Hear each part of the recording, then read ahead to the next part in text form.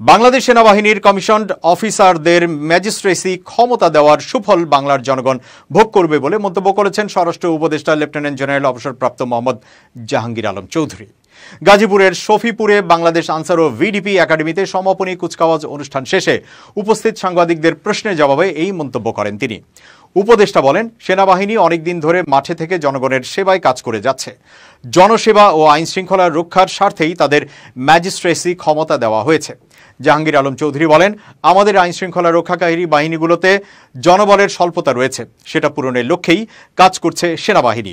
এর আগে সকালে একই অনুষ্ঠানে স্বরাষ্ট্র উপদেষ্টা বলেন, বাংলাদেশ আনসার ও গ্রাম প্রতিরক্ষা বাহিনীকে সংস্কারের মাধ্যমে একটি দক্ষ, সুসংগঠিত, পেশাদার ও সময়োপযোগী বাহিনী হিসেবে গড়ে তোলা হবে।